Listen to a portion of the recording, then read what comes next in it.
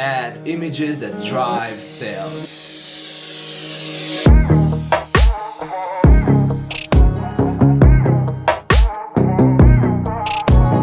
Hi guys, this is Matei from Inovagate, and in this video I'll talk about the importance of choosing the right image if you want to drive sales, get results and so on with your advertising. But first I have here a quote that says, "An image can easily reach places where words can't. Some say an image is worth 1,000 words, but the fact of the matter is that an image is more complex than that. Use images wisely." Okay? And I promised you in a previous video that I'll approach this topic, so here it is. Basically, each Facebook or Google display ad has an image. I won't say the image is the most important element of an ad, but it sure is one of the most important elements. Basically, an image can either kill your ad or it can make it a killer. So imagine right now you are somewhere on the ocean and want to go for a swim, right? And when you're approaching the water, you see a big banner that says, let's say it says that it's safe to swim because there haven't been reported any sharks around this area for years now, right? So this is what the text in the banner says. But in the same time, on the banner, there is a big image with a ferocious shark, and you can see all his teeth and all that, right? And let's imagine further that the main color of the banner, or at least the margins and everything, are red, intense red. Or even better, let's imagine the image is with a shark attack, right? A messy shark attack with blood and everything that comes from that. Okay? So imagine this. Now, you read this, and first of all, it will instantly stop your enthusiasm for taking the swim, of course.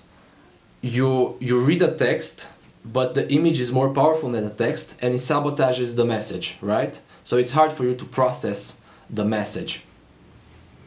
But again, the image is contradictory, so here is the tricky part. The image is more powerful and is contradictory with the text and with its message, right? So eventually you'll process the message and you'll go in the water. The water is nice, it refreshes you, you start going a little deep in the water till the water reaches your shoulders, and suddenly you notice that the water is quite cloudy and dark, you can't see much through it, and you start noticing that there aren't any people around you.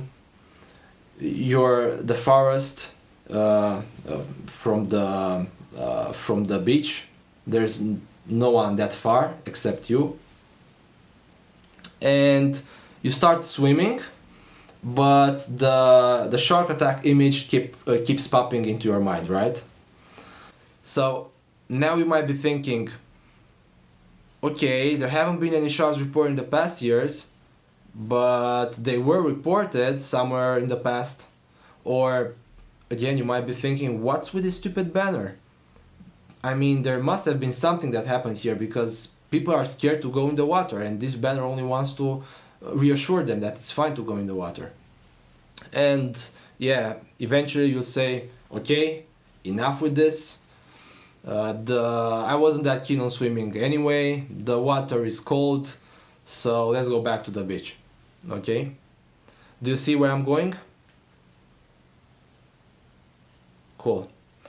Now let's go back to advertising, because in a more abstract way, if you want, this is the point where the sale stops or is blocked. and that's because of a bad image that you used somewhere around the sales funnel. How crazy is this? This is super crazy. So the first and most important thing is not to use a contradictory image. In this example, basically, I showed you first the importance of images and the power of images, and also to not show contradictory images. And that's because, yeah, the image is more powerful than the text, and it will beat the text. Then you shouldn't use images that have that fake business style. I don't know if you know it, but I'm seeing it everywhere, right? Let's give an example. Let's say there's a guy, nicely dressed in a suit, working at a laptop in a corporate impersonal environment that has a snake oil salesman smile on his face. Or let's say there are again some guys in suits that are doing that cheesy handshake that is just so right. But yeah, and they make your brand look fake, or at least not genuine. And so many businesses are using this type of images. A lot of B2B, but also B2C. Why is that? I don't know. Probably because it's safer. They are seeing everyone using this type of images. They are kind of standardized images, so they see it as being safe. But it's not safe. It's just, it makes your brand look phony, and it doesn't work. I mean, you usually cannot drive sales and other type of conversions with this type of images. Then don't shy away from using people. People, and especially people faces, are, let's say, they are drawing more attention to your image and to your ad. So then again, the images with people faces are getting more likes, more comments, again more engagement. And this is a proven fact. You can check it online on the article. I'll give a link for that. And if you want me to explain it in another way, let's say that a simple image is worth 1,000 words, but an image with a human face is worth, let's say, 10,000 words. So yeah, there is a big difference. And I'd say that Mark Zuckerberg was quite wise to use the term Facebook for the company, right? But with human faces, there's something else. Human faces are one of the most important non-verbal communication channel. So you see on the face a lot of emotions, you see what's happening there with that person. If you look on the eyes, you'll see different things. If you look on the mouth again, and it's all emotions. It's all, even the thoughts, because the thoughts are generating different emotions, and you will see them more or less on the face. They can be really subtle for some people. They can be more expansive for others, or more upfront. But you can see a lot. You can get a lot of info from looking at a human face. And that's good. That's good for can be good for your ad if you know how to use them. So you should be really careful with them. I mean, like, first of all, when you're looking at an image with a human face, put yourself a question: what's the main emotion here? Then afterwards, what's the second emotion here? What's the third emotion here? Because usually there are layers. It isn't just one emotion. So what's going on there?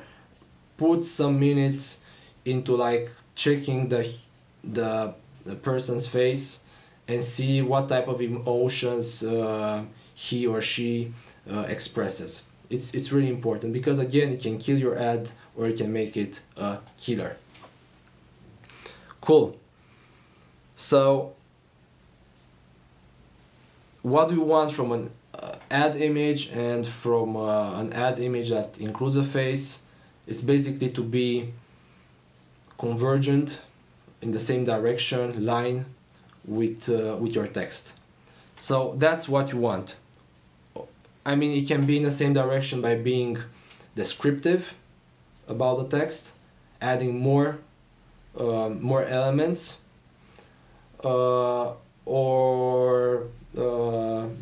more elements, meaning like being complementary, right, with the text.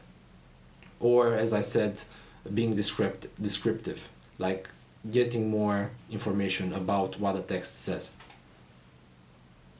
So you have a fine line that you need to keep. And don't use multiple directions because you lose the power of focus.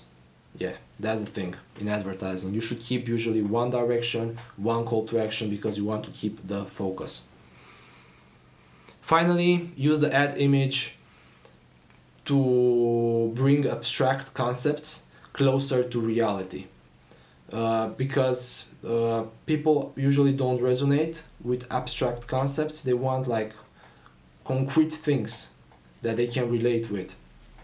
So this is a mistake that many tech companies are doing. They are going in the tech direction, abstract concepts, and they forget about the need of being human-centric when it comes to business in general, because business is done for people, is done by people, for people. So let's take an example here. Let's say that if you want to reflect that you are protecting your client's data, not use a really techy image. You can use that, but in the same time, at least try and see what happens, because many times you can get surprises from these tries. Use an image that makes the abstract concept of data protection and all that into something concrete. And let's take an image, for example, of a bank vault, a big bank vault, right? So you can put all the technical data, if you want, in the text of the ad, but use the image to bring that concept closer to reality, to things that people can relate with. And yeah, that was it.